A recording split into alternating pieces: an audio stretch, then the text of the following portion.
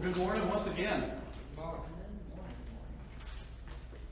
The verse that we're going to be in today is Romans chapter 1, verse 4. It is on our PowerPoint presentation. Hit that space bar one.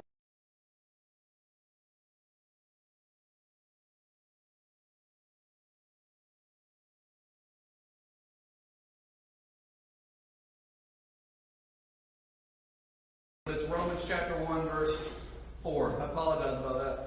Somehow that's Anna's fault, but you know, we'll figure that out.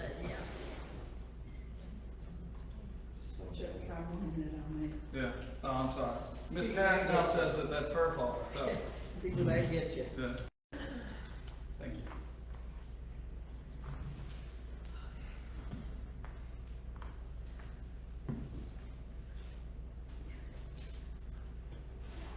I muted myself so that way they didn't get to hear me.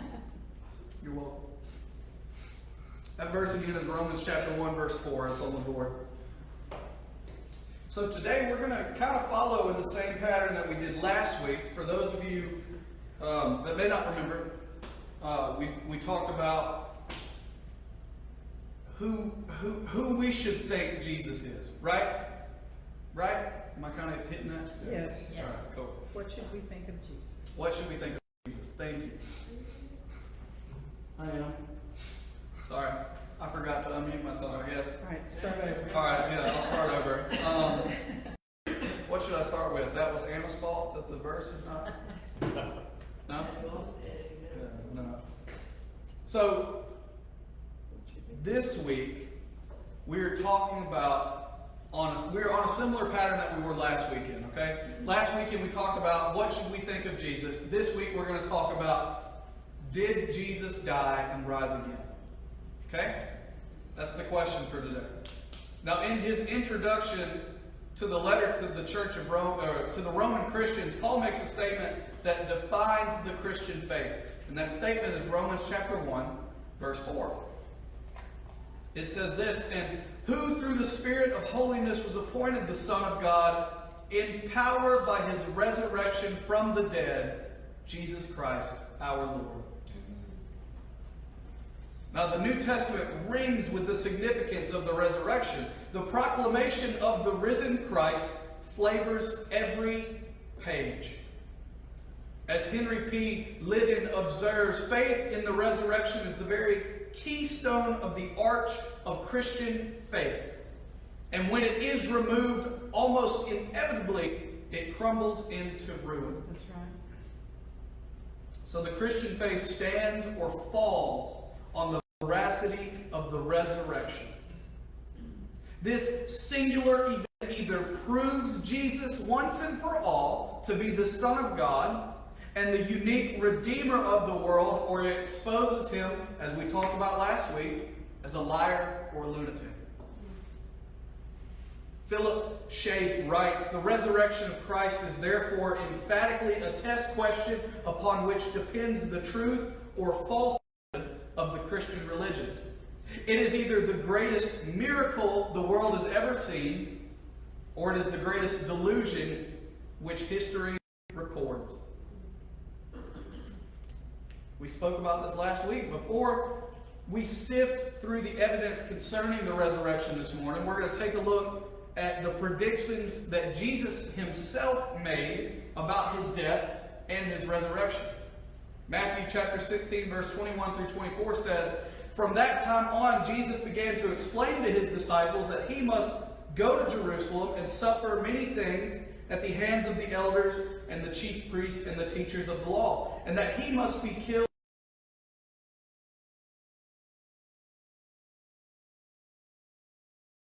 Began to rebuke him. "Never, Lord," he said, "this shall never happen to you." Jesus turned and said to Peter, "Get behind me, Satan.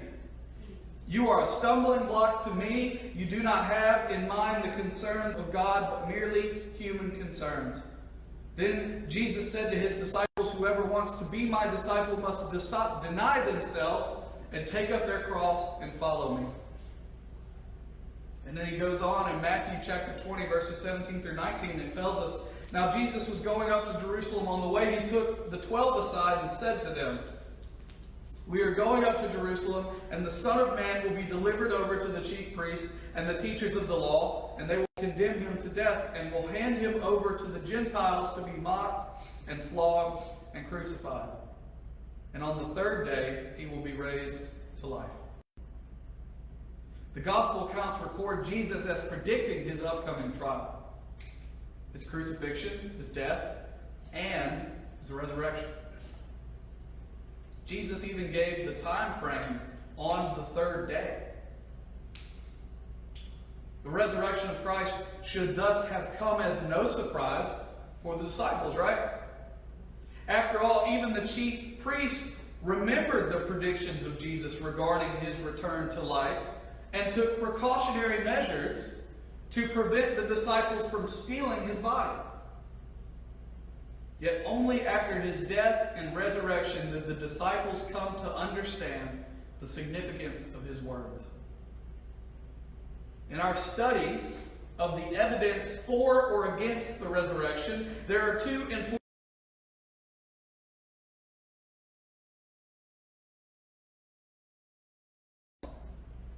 And number two is that, was he raised back to life? Now, the issue of the resurrection of Christ is a problem for many, a thorn in the side to atheists and agnostic alike.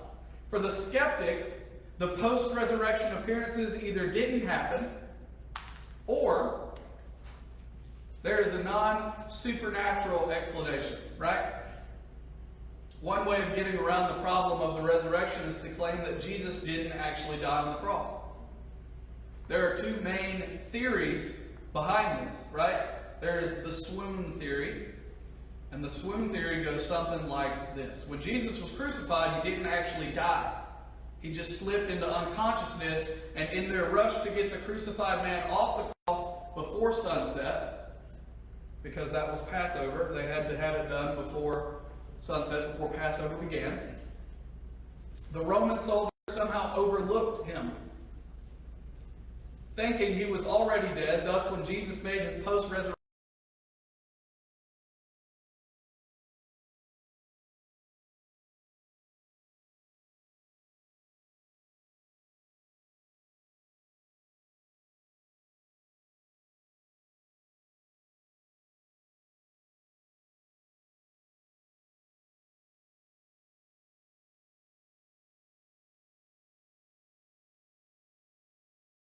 a number of logical flaws appear. Number one is there is no conceivable way that Jesus could have survived the crucifixion. Roman law leveled the death penalty against any soldier who either through intent or negligence allowed a man condemned to crucifixion to escape his death. So if Jesus was alive, some Roman soldier was dead.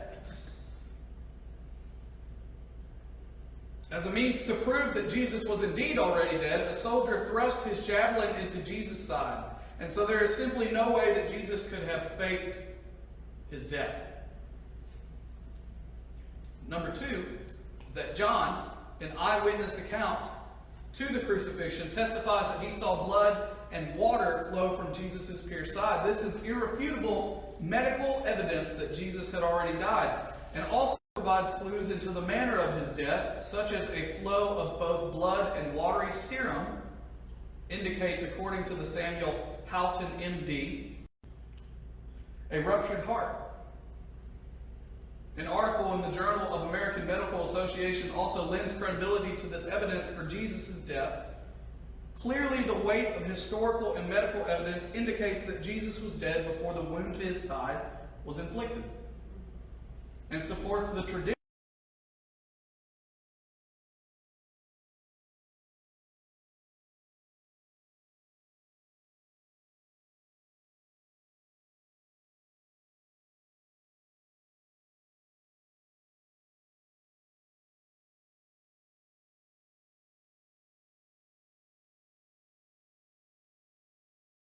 accordingly. Interpretations based on the assumption that Jesus did not die on the cross appear to be at odds with modern medical knowledge.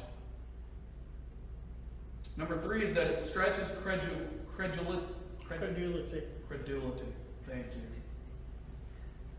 To propose that a half-dead man could convince his disciples that he was indeed the glorious Messiah, especially Jews. It is psychologically impossible for the disciple to have been so transformed and confident if Jesus had merely struggled out of a swoon, of a fake death, and badly in need of a doctor, half-dead, staggering, sick man who had just narrowly escaped his own death, is not worshipped fearlessly as divine Lord and conqueror of death. That's right. Indeed, the post-resurrection appearances convince even skeptics like Thomas that Jesus was indeed Lord and God. Number 4 is that assuming that Jesus did somehow survive the crucifixion, how in his weakened state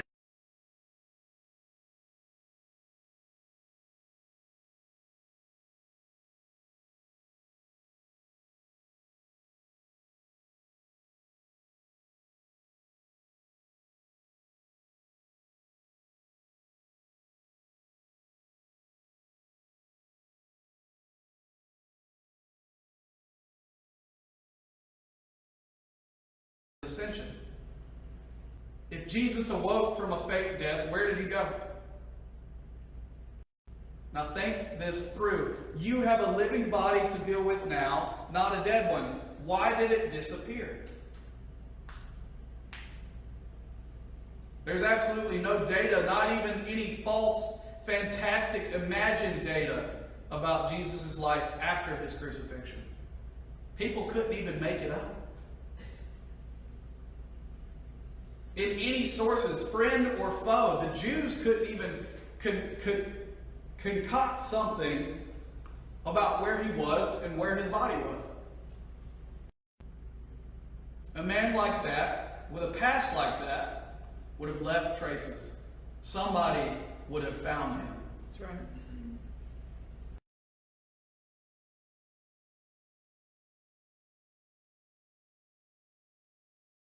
The gospel accounts simply do not allow the possibility that Jesus somehow survived his crucifixion.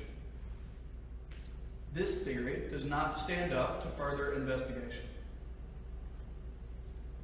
Paul Little makes this comment on the swoon theory. He says, "It is significant that not a suggestion of this kind has come down from any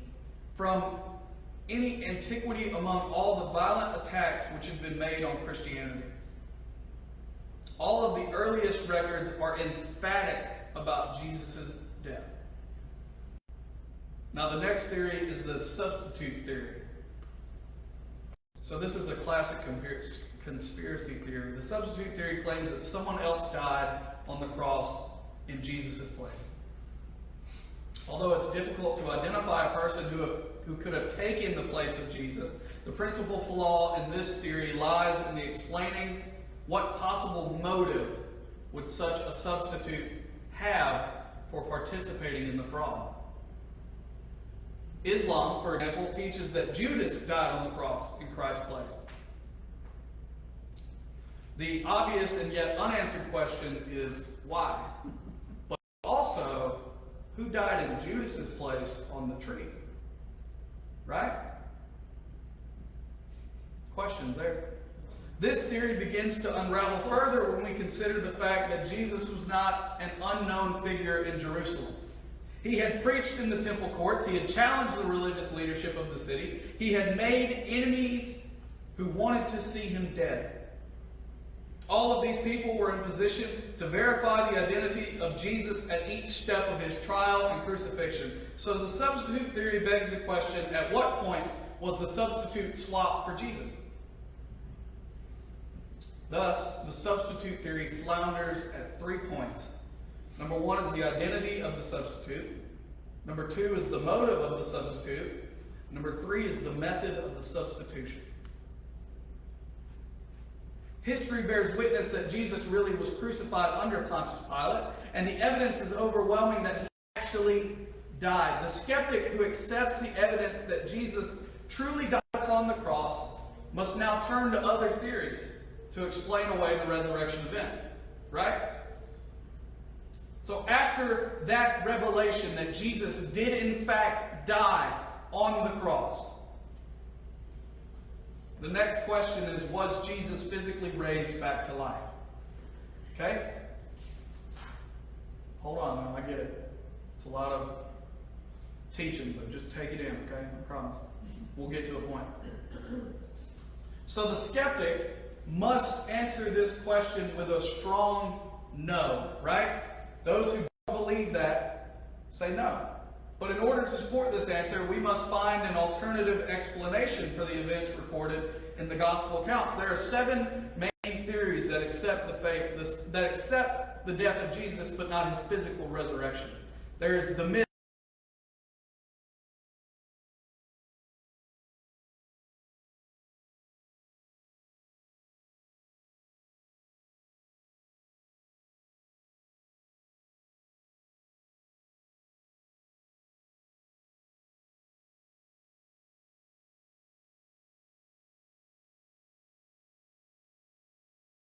authorship to allow enough time for legends to develop. As we've already seen, there's poor support for late authorship of the Gospels. And when one reads the accounts of Jesus' death, burial, and resurrection, there is an eyewitness quality to the record. The Gospel accounts are simply too realistic and too unlike any other legendary writings to be recorded as myths. Then there's the stolen body theory. This theory is the oldest of all. Initially proposed, according to Matthew, by the chief priests on the very day of resurrection. According to this theory, his disciples came during the night and they stole him away. The stolen body theory continued to be popular among Jews. For several centuries, in Justin Martyr's dialogue against Trypho, the Jew speaks of one Jesus, a Galilean deceiver, whom we crucified, but his disciples stole him by night from the tomb where he was laid when unfastened from the cross. And now they deceive men by asserting that he is risen from the dead and ascended into heaven. Even Jewish documents record this belief. In medieval times, Reimarus states the disciples of Jesus purloined the body of Jesus before it had been buried 24 hours, played at the burial place the comedy of the empty grave, and delayed the public announcement of the resurrection until the 50th day, when the decay of the body had become complete. So the stolen body theory is based on 2 important criteria. Number 1 is that the disciples had the intellectual foresight to plan the fraud. And number 2 is that the disciples had the moral capacity to perpetrate the fraud. The gospel record, however, describes a group of men motivated by fear rather than by courage, and blinded by grief rather than driven by ambition. It is not the disciples who discover that Jesus is alive also. It is his devoted female followers. This is not a flattering story from a Jewish perspective, and it paints the disciples in a very poor light. The gospel accounts all agree that the disciples are confused, despairing, and fearful of their lives. They are not the sort of material one that one would recruit for a conspiracy. What is equally remarkable about the stolen body theory is that it's the only theory ever put forward by Christianity's early detractors. It assumes that the stolen body theory agrees with the gospel record.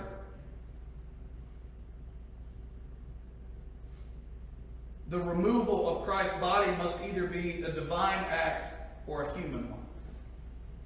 Right? I can agree with that.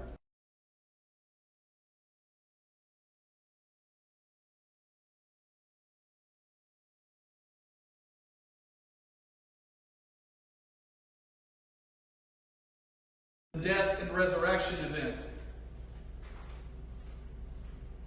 As James Roscup observes, the disciples spent the rest of their lives proclaiming the message of the resurrection. As cowards transformed into men of courage, they were willing to face arrest, imprisonment, beating, and horrible death.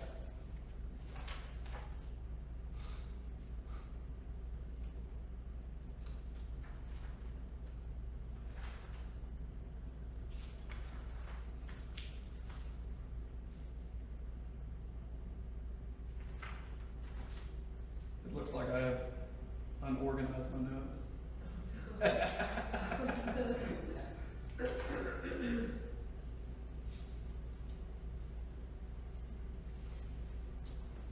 I found it. How good am I?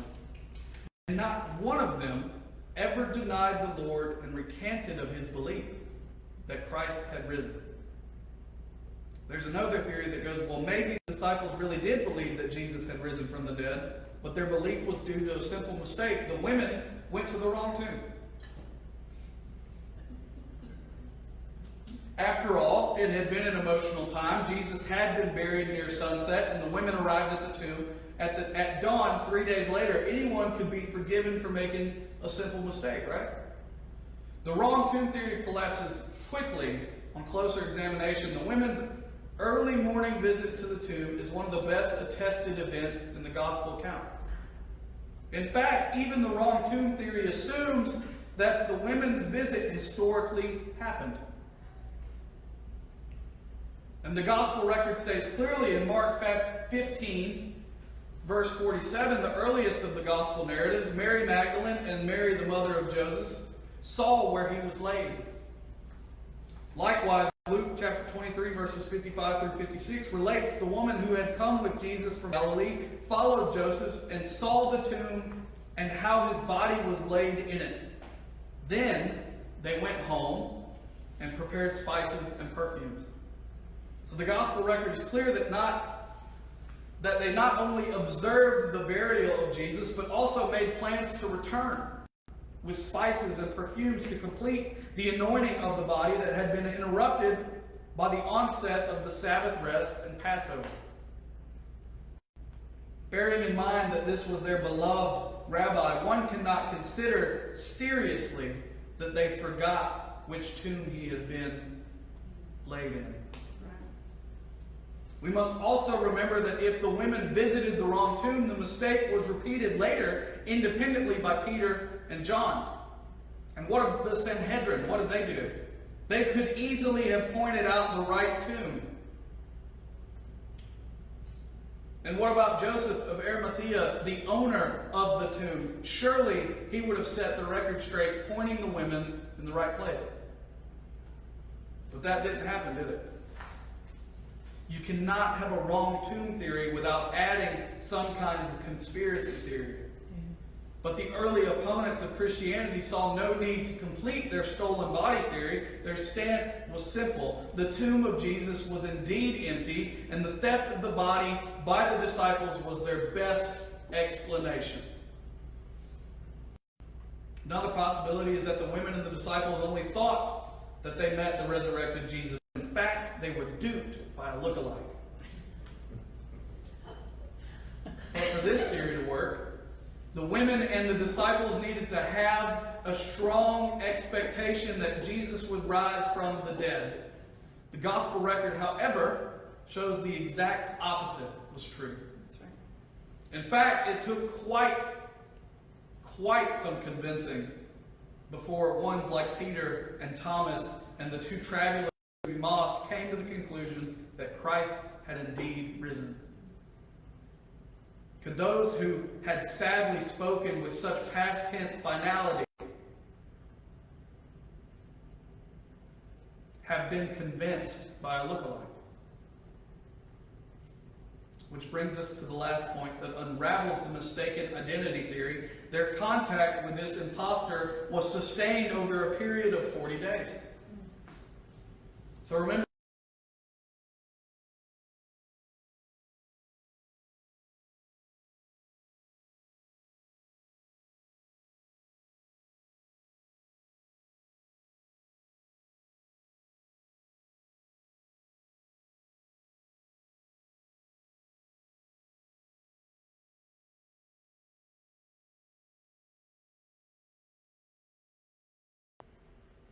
who was present at the post-resurrection appearance. And what would be his motive to commit this fraud and then to disappear after 40 days and to never be heard from again? I could go on with theories. I really could. There are some that say it was a mass hallucination. There are others that say it was the Spirit, it was in the Spirit that Jesus was resurrected. Then there is a theory that it was in the hearts of man that Jesus was resurrected, in which they claim Jesus was resurrected. So we've looked at a number of theories that seek to discredit or explain away the resurrection of Christ. Each has been found inadequate. That leaves just one alternative theory, that Jesus was literally raised back to life, that the tomb was indeed empty, and that the living Christ appeared on numerous occasions to his followers up until his ascension into heaven.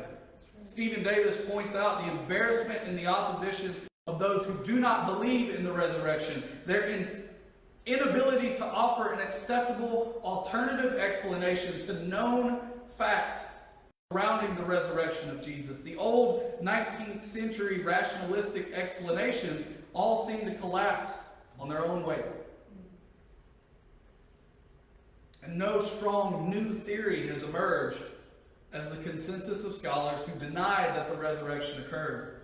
William Lane Craig has this to say about the many theories that seek to deny the resurrection of Christ. I think people who push these alternative theories would admit, yes, our theories are implausible, but they are not improbable. As the idea that the resurrection occurred, however, at this point, the matter is no longer a historical issue. Instead, it's a philosophical question. That's right. About whether miracles are possible. Mm-hmm. Craig goes on to argue that the hypothesis that God raised Jesus from the dead is not at all improbable. In fact, based on the evidence, it is the best explanation of what happened. What is improbable is the hypothesis that Jesus rose naturally from the dead. That, I would agree, is outlandish. Any hypothesis would be more probable than saying the corpse of Jesus spontaneously came back to life. But the hypothesis that God raised Jesus from the dead doesn't contradict science or any known facts of experience. All it requires is the hypothesis that God exists. That's right. And I think there's a good independent reason for believing that he does.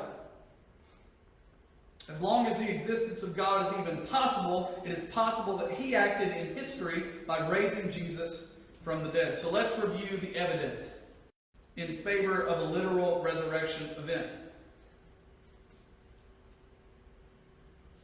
Miss Cash, you weren't here, but I had lost my place in my notes, so now I'm having to find it.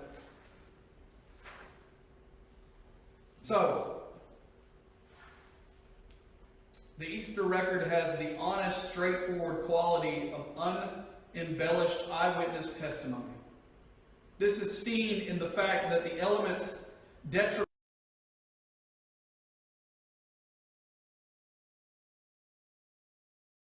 of the empty tomb, and that the male disciples are described as cowardly, undependable, and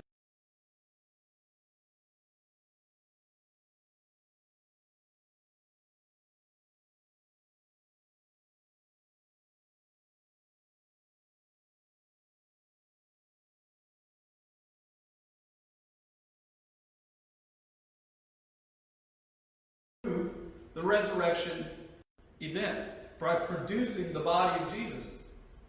The empty tomb was obviously never in contention.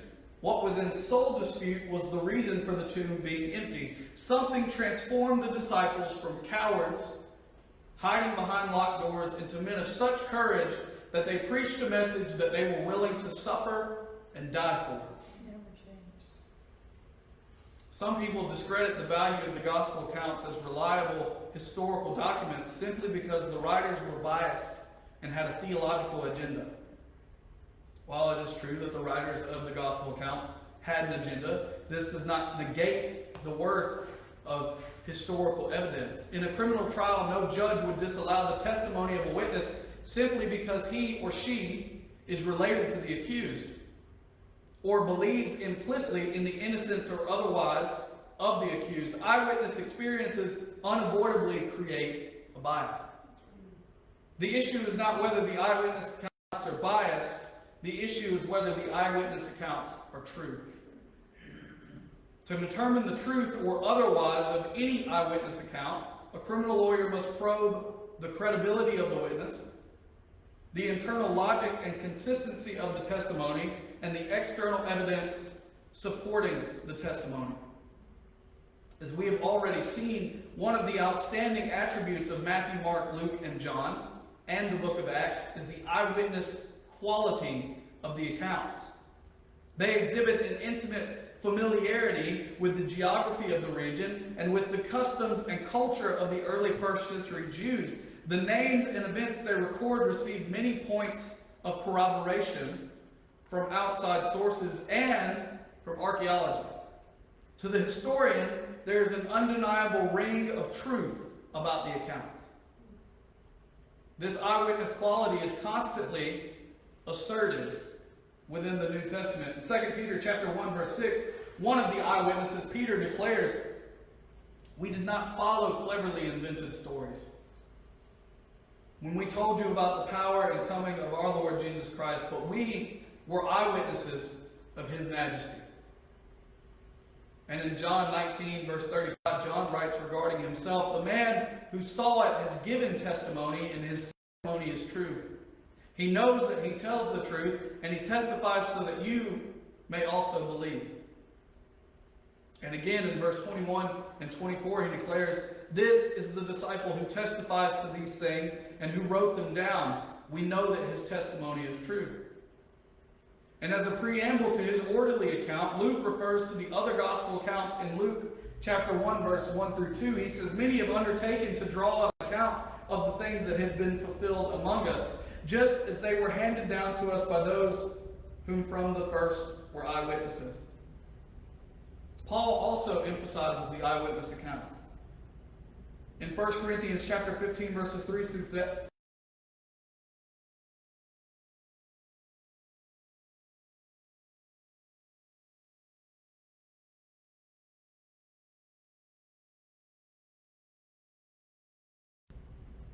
"And none of them ever denied the Lord and recanted of his belief that Christ had risen."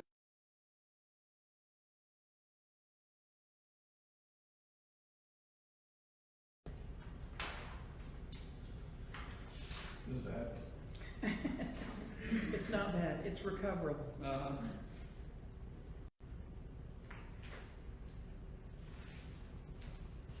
read the wrong verse. Sorry. It says, "And if Christ had not been raised, our preaching is useless. And so is your faith. More than that, we are found to be false witnesses about God, for we have testified about God that he raised Christ from the dead." That's right.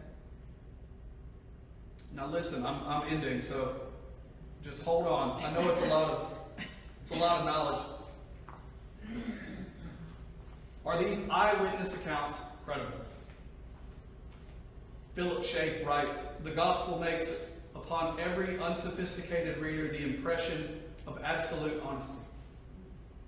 They tell us the story without rhetorical embellishment, without any exclamation of surprise or admiration, without note and comment. They frankly record the weakness and failings of the disciples. They record the rebukes which their master administered to them for their carnal misunderstandings and want of faith, their cowardice and desertion in the most trying hour, their utter despondency after the crucifixion, the ambitious request of John and James, the denial of Peter, the treason of Judas. They dwell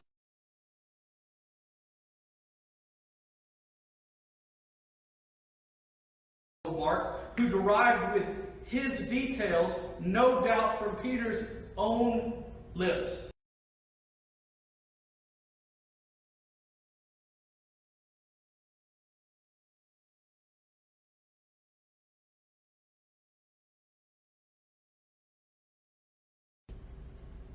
Utterly unconcerned about their own fame, and withhold their own name. Their sole object is to tell the story of Jesus, which carries its own irresistible force and charm to the heart of every truth-loving reader. The very discrepancies in minor details increase confidence and exclude the suspicion of collusion. for it is a generally acknowledged principle in legal evidence that circumstantial variation in the testimony of witnesses confirms their substantial agreement.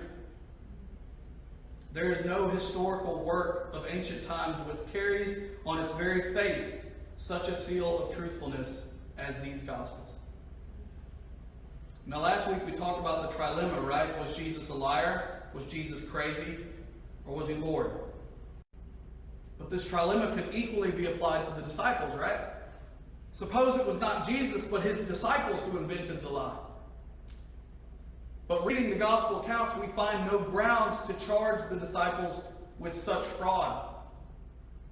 They lack the psychological traits of liars. If they were liars, they would have not admitted their weaknesses with such frankness, and we would constantly detect a propensity towards self-glory. They lacked any motive for perpetrating the lie. Like Jesus, they willingly faced suffering and death and still held to the message that they proclaimed. They lacked the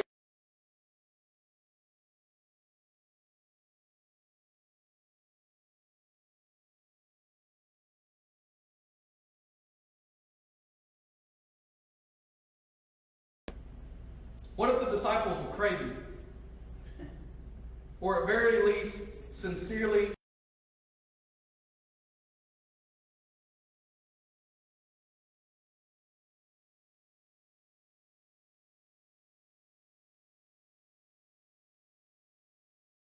crazy? For if the disciples were crazy, this would mean that the person of Jesus was an invention of lunatics. If they invented their Jesus, they invented the most compelling fictional character in history.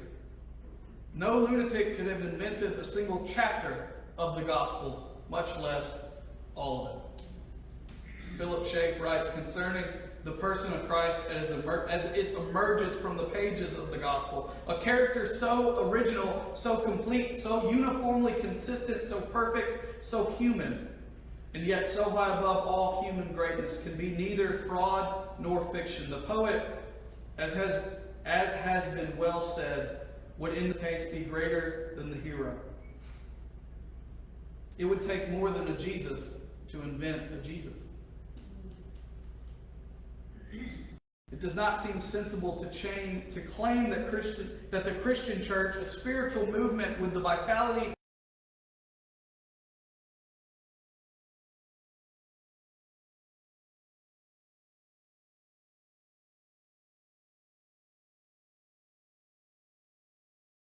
in fact, he was not. They were dupes. What few people realize is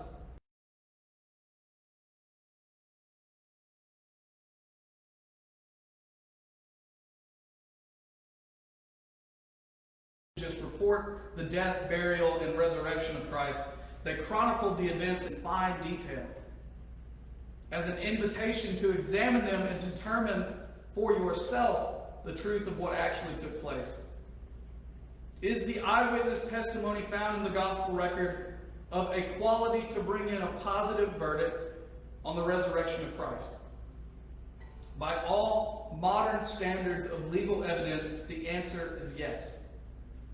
And as Josh McDowell states, when an event takes place in history and there are enough people alive who are eyewitnesses of it or had participated in the event, when the information is published, one is able to verify the validity of a historical event. Edwin Gordon agrees the fact that Christ rose from the dead on the third day in full continuity of body and soul, that fact seems as secure as historical evidence can make it.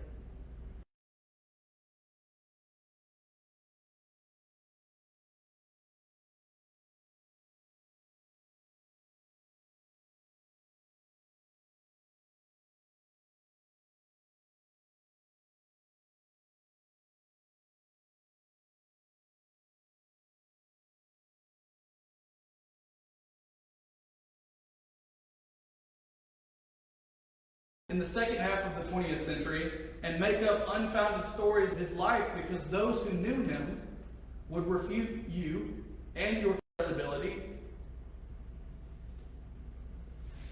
and they would call you a liar. So when a witness takes the stand, the lawyer seeks to address the credibility of the witness. When a witness is shown to be consistently truthful and has nothing to gain from committing perjury, and more than that, everything to lose by keeping to his story, then his eyewitness accounts carry great weight. So when we look at these eyewitnesses, we note that after the resurrection event, there is a sudden swing around from cowardly disbelief to total conviction. A conviction that propelled them to the corners of the known world to preach in the face of humiliation and often cruel death the message of the risen Lord. Something had happened immediately following.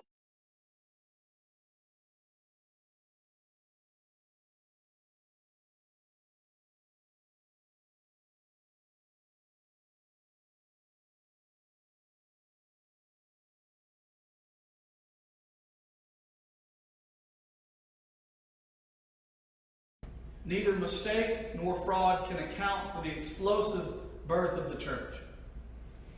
The psychology simply doesn't support anything other than one conclusion. They were totally and thoroughly convinced that Jesus had physically risen from the grave.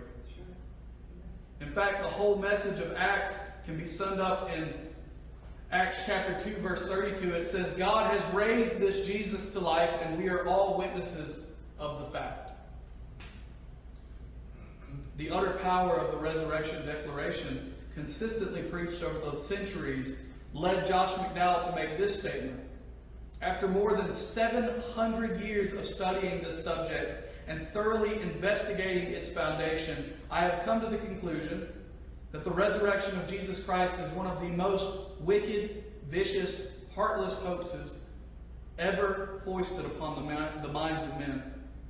Or it is the most fantastic fact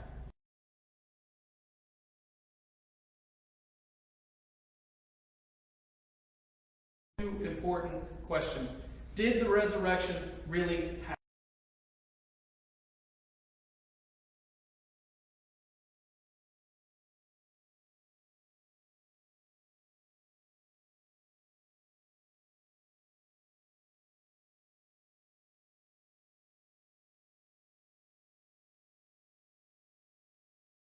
And with it comes a challenge. Which side will you stand? Ms. Cass is now going to lead us in a ministry time of worship.